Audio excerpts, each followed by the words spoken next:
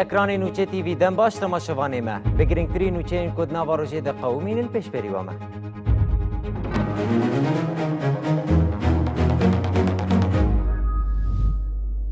اندام کنسیا ریوبرا کجه که مصطفی کراسو دیار کر کو پیشنومه یک جا عبدالله اوجلان راحتیه پاروکرین لیهین نگهشتیه بردستیوان جالیه کدین و روزنامه جمهوریت انگاشت کر کو ده چارچوبه یاسای کو ده بیدر خستنده اندام ریخستنی ده حتی 5 سالان نکار بین siyaseti بکن.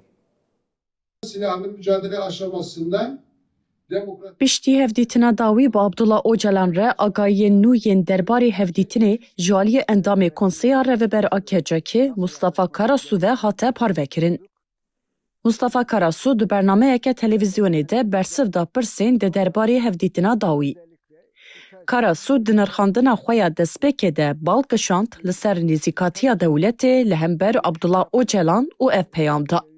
دو مهبون کو هفدیتن بر ریبر آپوره ندهات کرن یا راست اف یک لدیجی کاراکتر پیواجویه ده مجارکه به ویرنگی ده آستان کرنه هفدیتنا به مذاکروانی سرکه ریبری گلی کرد ریبر آپوره یا دو مهان به نوی لناوا مجی لناوا در دورین جدا جی پرسا گلو چه دبه بخورا آنی ما یک رخ نکر هلوستا خود دیار کر مرجین پیشوچونه پیواجوی باشتر کرنه شرط و مرجین ریبر آپو و گریدایه Mustafa Karasu di berdewamiya nirxandinê xwe de daxuya kirin ku wan hîn pêşnûmeya qanûna çarçoveyî nedîtine û dibêje. Heyeta Dem Partî çû hevdîtinê daxuyanî dan nêzîkatiya rêber apû hebû bi taybet destnîşan kir ku divê dewlet bi rengekî teng û sivik nêzik nebe. Dê di demeke nêze li ser vê hevdîtinê ji 5 saetan agahî ji me re bêndayîn û nêrîna me bê wergirtin. Pêştî dîtina pêşnûmeyê em ê helwesta xwe bi awayekî zelal diyar bikin. Karasu aşkere kir ku weke agahî helwesta Abdullah Öcalan al hember pêşnûmeya jê re hatiye parvekirin bi vî awayî bûye. Rêber apû nêzîkatiyeke bi vî rengî nîşan da. Pêşnûmeyek radestî rêber apû hat kirin. Li ser wê rawestiya. Rêber apû ji bo vê pêşnûmeyê got dibe ku kêmasiyên xwe hebe lêbelê ji bo avêtina gavekê ji bo vekirina deriyekî destpêkê nêzîkatiyeke bi vî rengî nîşan da. Jaliyeke din têkildarî yasaya çarçoveyê di ragihandina Tirkiyeyê jî gelek gotegot û îddia jî tên parvekirin. Li gor Rojnameya Cumhuriyet yasaya çarçoveyê 10-11 xalan pêk tê û derbarê van xalan de ev agahî da. AKP plana dike roja duşemê pêşkeşê serokatiya parlamentoya mezin a Tirkiyeyê bike zelal dibin. Pêşniyar bi mercê ku bi fermî bê piştrast ku PKK çek danîne dê bikeve meriyetê. Di qonaxa yekem de ji bo endamên rêxistinê yên ku tevlê suc nebûne hêsankariya hiqûqê tê dabîn kirin lê ji bo van kesan dê 5 sal qedexeya siyasetê bê sepandin. Ji bo rêveberên rêxistinê yên li Qendîlê re jî rêya vegerê wê neyî vekirin. Dem Partî jî daxwaz dike ku divê rêzikname ji bo hemû endamên rêxistinê be. Di pêşniyara qanûna çarçoveyê de ku endamên rêxistinê yên çekberdayî û tevlî tewanê nebûne dihewîne 5 sal qedexeya siyasetê tê pêşbînî kirin. Ji ber ku piştî temamkirina vê demê dê çalakiya siyasî mimkûn bibe, ev yek wekî yek ji xalên herîzê de yên ku wê li ser bên nîqaşkirin tê nîşandan.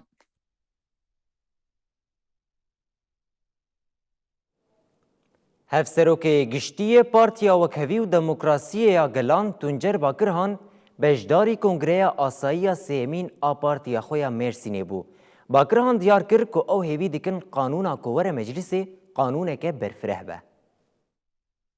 Çok değerli kurum temsilcileri, Hevserokê giştiyê Partiya Wekhevî û Demokrasiyê ya Gelan Tuncer Bakirhan li Mêrsînê di Kongreya Sêmîn a Bajêr de derbarê pêvajoyê de axivî. Tuncer Bakirhan ji bo banga 27 Sibatê re pêvajoya aştî û civaka demokratîk da destpêkirin jî spasiyên xwe ji rêberê damezrîner ê PKK Abdullah Öcalan kir.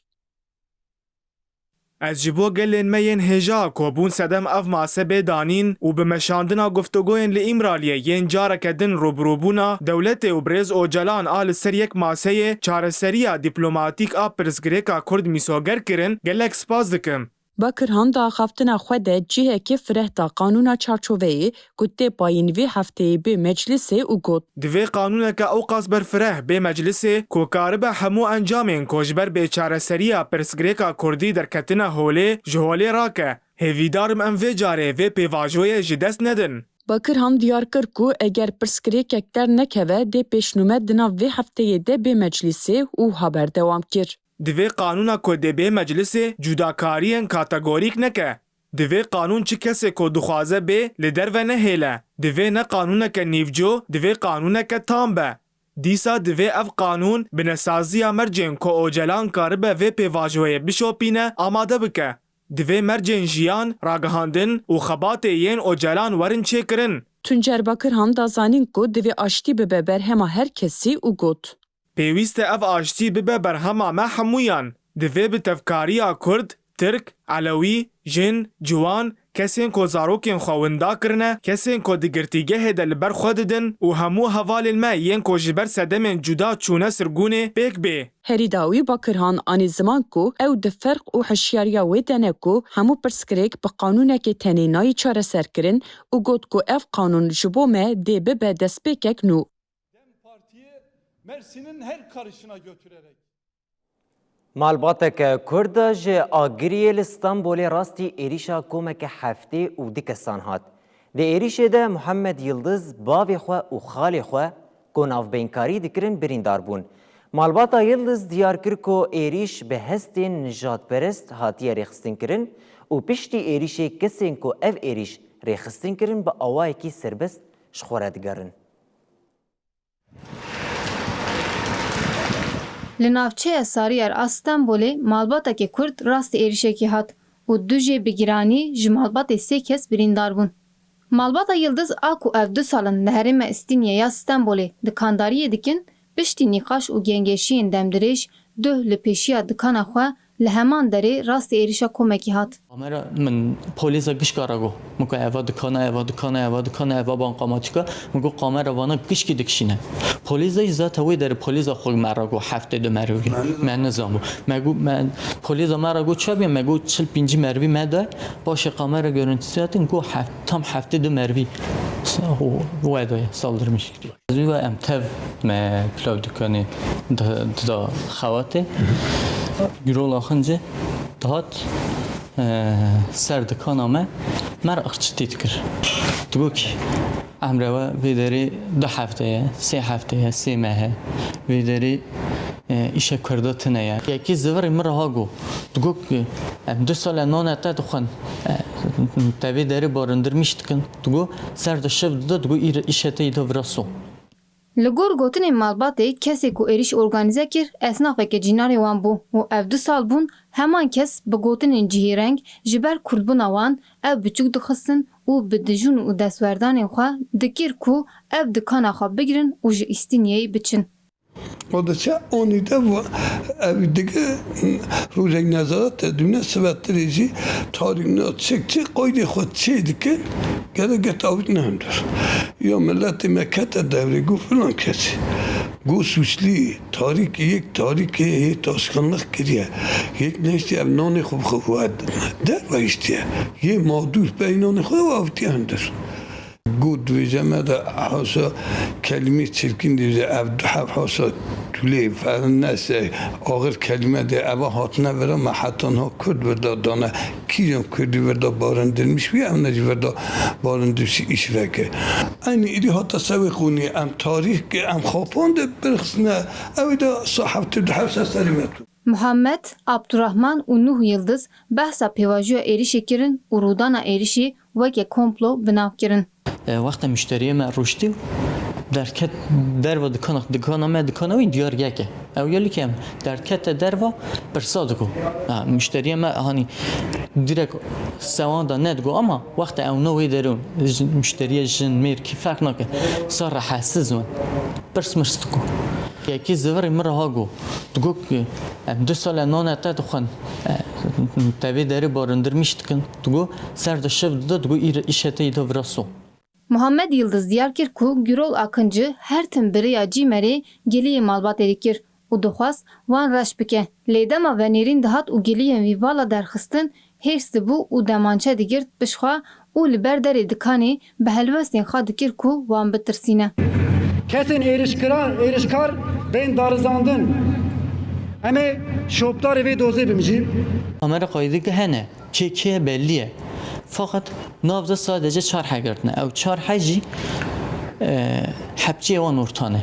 يعني زات حسوزة حتى إيفاري وان ورتا دقارن يعني ساقوتا وان ورتانا باشقيش كسي نگرتن آزمت درجي يرولا قنجيج نگرتن أقربائي جي نگرتن جبر ویجی بانکا ما اوه لحمد دوری لازمه پیشی به دستراتاری دولت چند آشکی برونشتاندن. Malbata Yıldız diyarkir ku rexme wê êrişa girseyi ji kesên ku êrişê organize kirin kesek nehatiye girtin û bi rihetî li derve digerin û gehvan li wan dixwin.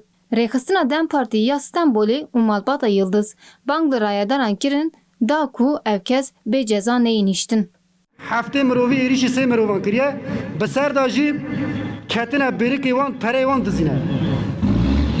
Weke berê kengê te dît dizî talan û gendeliyek hebe dûr dibînî nîjadperestî. Li gorî medyaya Iraqê Serokwezîrê Iraqê Elî Zeydî wê di 28 tîrmehê de biraydarên Tirkiye re bicive û di hevdîtinê de wê mijarên ewlehî, aborî û siyasî bêne nirxandin.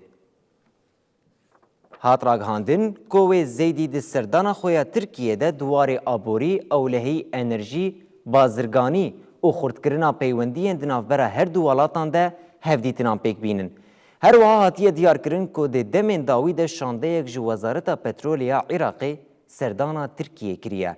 Ew serdan ji bo ku li ser mekanîzmeya bicihanîna li hevkirinên hinardekirina petrola Iraqê ya birêya deriyên sînoriyên Tirkiyê li hev bikin bû.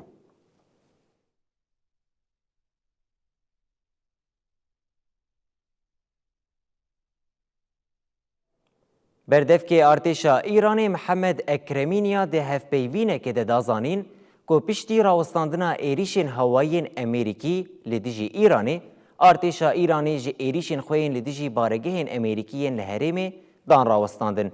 Li aliyekî din jî artêşa Amerîkayê ragihand ku dorpêça deryayî li ser Îranê hîna jî berdewam dike.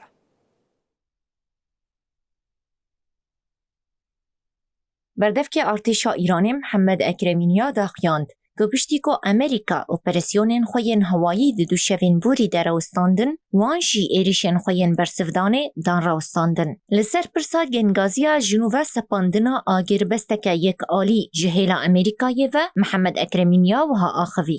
Amerîka di biryardana stratejîk de di nava têkçûnekê de dijî. Stratejiyeke wê ya zelal tune ye. Ev yek di biryarên serok û performansa Centcomê de tê dîtin. Piştre Ekremîniya derbarê êrişên Îranê yên li ser başûrê Kurdistanê de axivî. Berdevkê artêşa Îranê dazanîn ku bi êrişên dron û mûşekan wan piraniya bi nesaziya Amerîkayê ya li hewlêrê rûxandiye û wiha berdewam kir. Me piraniya bi nesaziya Amerîkayê ya li hewlêrê rûxandiye. Ev êriş ziyanên mezin gihandine hêza leşkerî ya Amerîkayê ya li herêmê. Me li welatên kendavê jî ziyanên mezin gihandine baregeh û navendên Amerîkayê. Me beşeke mezin ji hêza leşkerî ya Amerîkî ya li herêmê bêbandor kiriye. Di dawiya axaftina xwe de berdevkê artêşa Îranê Mihemed Ekremîniya diyar kir ku heke şerbidû me hêzên wan amade ne ku operasyonên xwe yên li dijî baregeh û navendên Amerîkayê yên li herêmê berdewam bikin.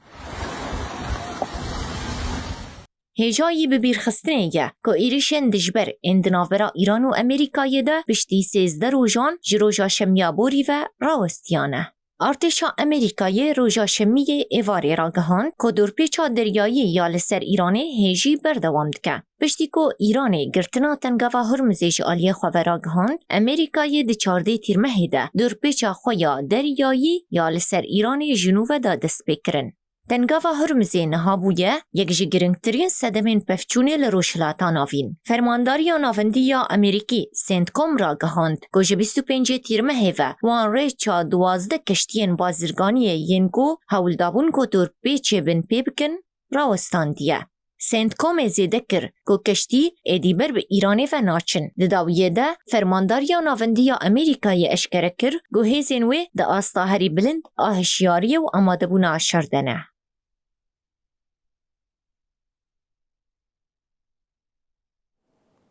Temaşevanê ja hefteya borî menûçeyek li ser girtina deriyê Kuweytê sînoriyê Ebdeliyê li gel Iraqê dabû. Li gorî ajansa nûçeyana Iraqê, Kuweytê deriyê sînoriyê Ebdeliyê li gel Iraqê ji bo hatin û çûna geştiyar û bazirganan vekiriye. Ev pêngav piştî wê yekê ku cîgirêyekê serokê Encûmena Wezîran û Wezîrê Navxweyê Kuweytê Şeyx Fehed Yusuf Suud Sabah dûhî şembiyê ragihand bû ku di dema 48 saetan de deriyê Ebdeliyê li ber geştiyaran û tevgera bazirganiyê tê vekirin. Girtina vî deriyê ji ber êrişeke dronan zirarên madî gihiştibûn jêrxaneya wî derî. Lê niha ew derî bi temamî hatiye vekirin û tevgera asayiya geştiyaran û bazirganiyê di navbera her du welatan de dest pê kiriye. Deriyê Ebdeliyê deriyekî sînoriyê bejahiyê Kuweytê ye ku li navçeya Ebdeliyê li parêzgeha Cehrayê li Bakurê Kuweytê ye. Ev derî ji aliyê rêveberiya giştî ya Gumrikê ya Kuweytê ve tê birêvebirin û li gel Iraqê hev sînor e.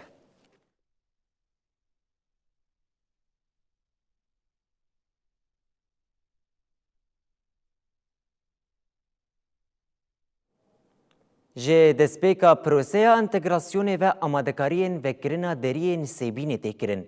Cîgirê parêzgarê Hesekê û gerînendeyê deriyê Sêmalka serdana deriyên Sêbînê kirin.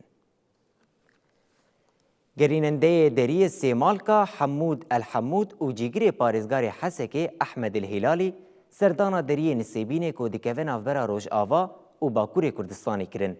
Li gorî gerînendetiya çapemeniyê ya Hesekê amadekariyên vekirina deriyên Sêbîn û Qamişlo didomin. Gerînendetiyê diyar kir ku deriyên Sêbîn û Qamişlo hatiye paqişkirin û cihê xerabibû ji nû ve hatiye avakirin.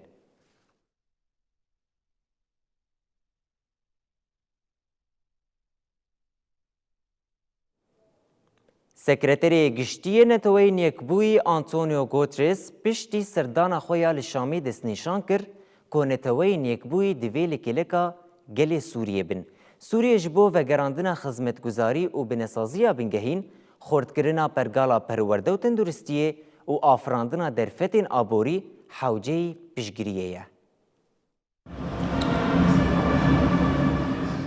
Beriyanha Sekreterê Giştiyê Netewên Yekbûyî Antonio Guterres serdana serokê hikûmeta veguhêziya Sûriyê Ehmed Şereh li Şamê kiribû. Civîn ji bo zêdekirina hevkariya di navbera her du aliyan de hem duwarê mirovî de û pêşketinî de pêk hatibû. Di dawiya serdanê de Sekreterê Giştiyê Netewên Yekbûyî di civîneke çapemeniyê de wiha got.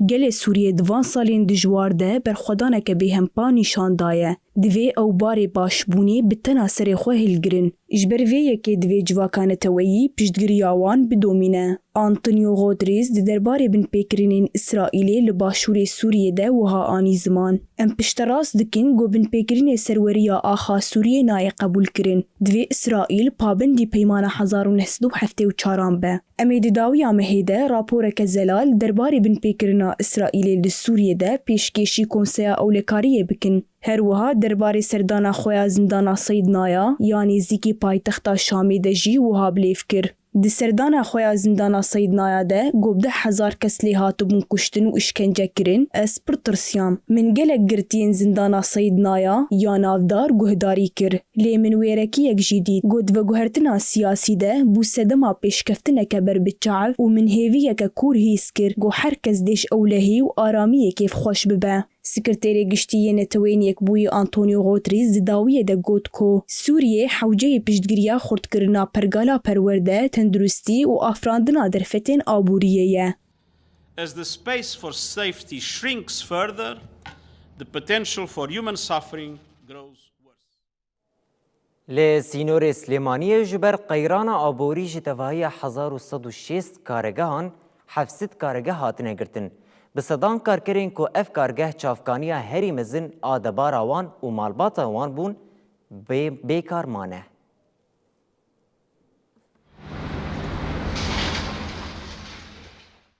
Şopandinê ji bo girtina nêzîkî 700 kargehên li sînorê Slêmaniyê berdewam dikin. Ev kargehên ku piştî salên dirêj ên hilbirandin û karkirinê niha deriyê wan hatine girtin û vala mane bûne sedema bêkarbûna artêşeke mezin a karkeran. Li gorî daxuyaniya serokê komeleya kargehên Slêmaniyê niha tenê ji sedî sîyê kargehan saxlem mane û ji sedî hefteyî wan bi tevahî hatine rawestandin. Benim bilin li seta hefteyê de xiraw.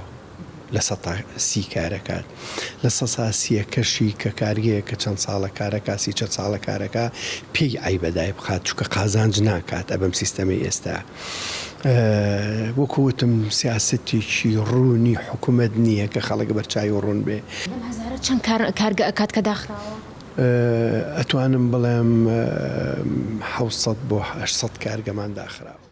درو بردوویەدا di nava van kargehan de rojane nêzîkî 10 saetan kar dihatin kirin û debara bi sedan malbatan li ser vî karî bû. Lêbelê ji ber barê giran êkî û ket ser milê xwediyê wan kargeh rûbirûbûyî ziyandineke mezin bûn. Ev bû sedem ku çarenûsa wan ne asandî bimîne û niha ji bo hawirdekirina kelûpelan pişt bû welatên derve têgirêdan.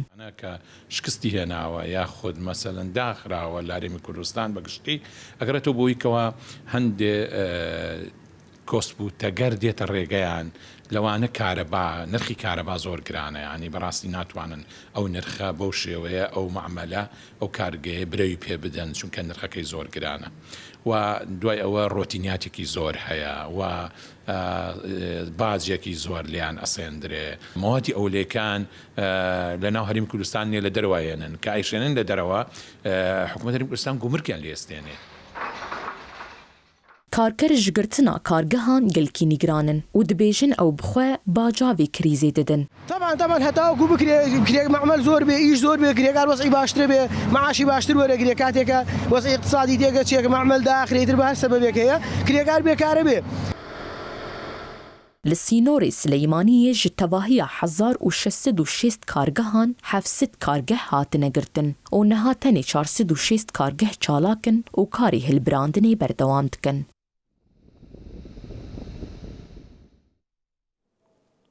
Projeya gerêdana rêya etît badirêya li parêzgeha Duhokê ku nêzîkî 2 salan didome bûye sedema nerazîbûna welatiyan û xwediyên tirimpêlan. Proje cotsaîtkirina rêka etît badirêya li parêzgeha Duhokê ku bi dirêjaya 27 kilometran dihête duristkirin. 11 overpas û enderpas jî di nav dane. Nêzîkî 2 salane ka li ser projeyê dihête kirin û heta nûkeb 2 mahîk nehatiye. Welatî ji dibêjin ji ber vê rêkê zererek û ziyaneka mezin gihiştiye tirimpêlên me.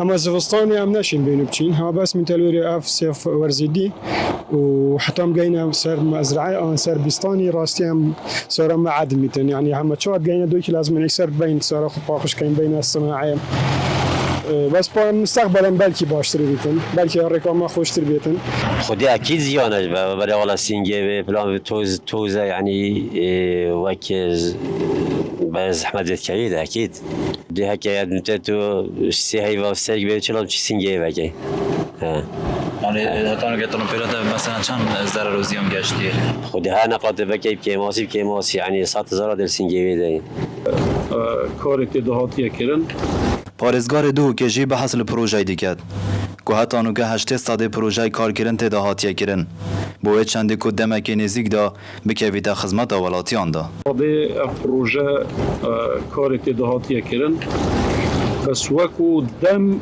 heta nûke 66 sadê wextê wayê derbas bûy. Piştîngê ev proje bûn bêjinê projeyekê nû ye yanî projeyekê dîtire.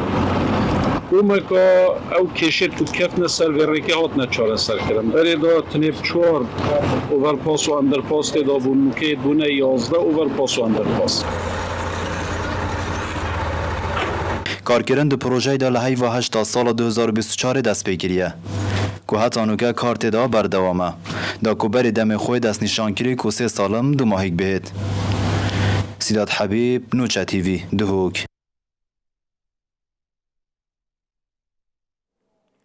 Li Iraqê pêvajoya vegerandina pereyên kodêdoza cîgirê berê Wezareta Petrolê de hatine dizîn berdewam dike û di pêşveçûna dawî de bi milyaran dînarên ku li cem çend kesan veşartî bûn hatine dîtin.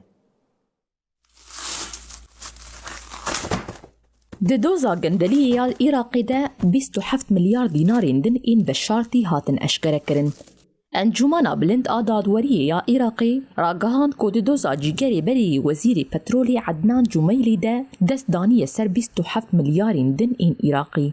افتباب کوشبر اسرافا پروژین بجهکری چه بویه بداهاتا دارایی و گریداییه.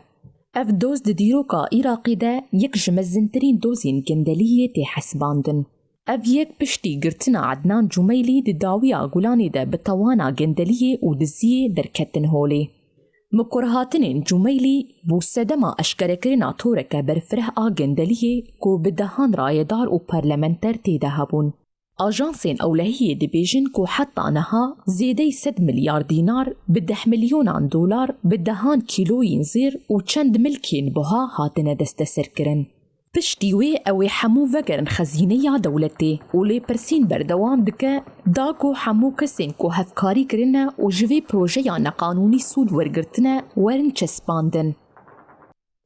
ده همان دمی ده کمیته یا گندلیه تورکه دن آمزن آسی خورتیه لدیوانیه کو کارمند و پاریزر تیده بون تیکبر. تیمالی پرسینی 1000 بلگین سخته چند پرچاهرد و دین نقانونی دستسر کرن. اندامی وی توری جبو دستسر کرنا داهاتا گشتی و ورگرتنا عرد و آونسی نقانونی ده دانستاندنین فرمیده دستوردان کرنه. د انجام اپراسیونی ده 13 گمانبار جبر کو د 12 بنکین دولتی ده د 143 کریاری نقانونی پیک آنینه هاتن گرتن. گمانباران بریا آلیکاریا سختکار و مجار نقانونی کارین پریان جبنکان بزوری بستینن. به تواهی تبابا ملک و دینین کو دوی دوزی ده کریار پی هاتیه کرن گهشتیه زیده 4 میلیارد دیناری.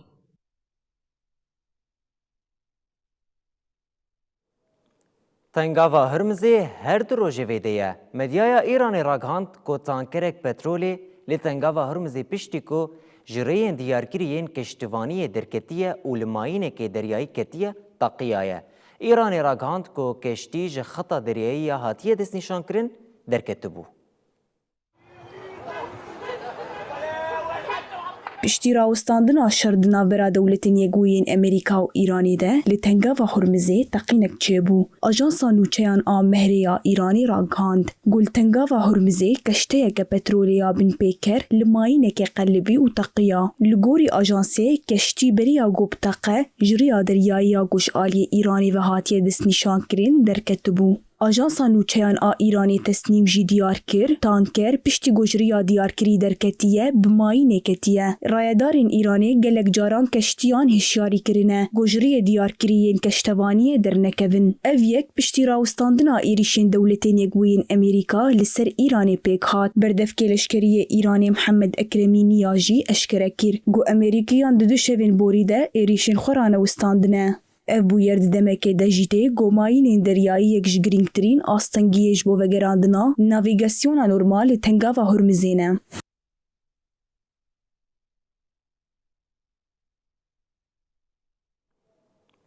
شر دناوبرا اوکراینا و روسیای ده بردوام دکه. اردش اوکراینای راگهاند کو روسیای ایریشه که برفره لسر اوکراینای پیکانی. سروک اوکراینای ولودیمیر زلنسکی داخویاند که روسیا تخوازه 30,000 لشکرین کوریا باکوری پشداری شربکه. رومانیا جی درونک لقادا خویا هوایی آنی خواری و روسیا ببین پیکرنا قادا خویا هوایی توان بار کر. دناوا بردوامی شرده اوکراینای راگهاند کوی بدهان درون و موشکین روسیایی خستن خواری. هیزا هوایی اوکراینای د داخویانی که دل سر فیسبوک راگهاند که روسیای ایریشک برفره لسر باکور، باشور و روشلات اوکراینای پیک آنیه. هیزین اوکراینای اشکره کر که روسیای دوی ایریشه ده 8 موشک و 136 درون لدجیوان بکار آنیه. لگوری داخویانی هیزین پاراستنا هواییین اوکراینای 104 ج 136 درون روسی و موشکک آنین خواری. سروک اوکراینای ولودیمیر زلنسکی داخویان که روسیای دخوازه 30,000 لشکرین کوریا باکور بینه داگو بشداری شر لدشی اوکراینایی بکه. او ها گوت. Забезпечив результати України у захисті Києва, у Харківській наступальній операції, у Курській операції. Значний шлях пройдено. ام هفکاریا روسیای به کوریا باکور رجی دبینن. روسیا دخوازه 30,000 لشکرین دن این کوریا باکور بینه. جحزیرانی و لحریما ورنیج روسیایی آمدکاریش و پیشوازی کرن وان لشگران تین کرن. دناوا شر هردو آلیان ده رومانیای سیمین درونا روسیای پشتی گو قاداویه هوایی بن پیکر خستخواری. وزارتا پاراستنیا رومانیای راگهاند کو فروکک شرعا ایف 16 درونک روسی لدریای رش خستیه خواری. پشتی داخویانی وزارت سروک رومانیای نیکوشوردان روسیا ببن پیکرنا قادا هوایی ولاتی خواه توان بار کر. نیکوشوردان د داخویانی خویال سر ایکسی ده اشکره کر کو نای قبول کرن و نممکنه کو فدراسیون روسیای ببن پیکرنا قادا هوایی رومانیای بردوام بکه. اوها نویساند. قادا هوایی رومانیای یا ناتو و یکیتیا اروپاییه. رومانیا ولاتکی اندام ناتویه کو سینوری وی به اوکراینای رهیه. جدما کو روسیای د سال 2022 ده دست به ایریشین خواهین لسر اوکراینای کر گلک جاران راستی ایریشین به پیلوت هاتیه.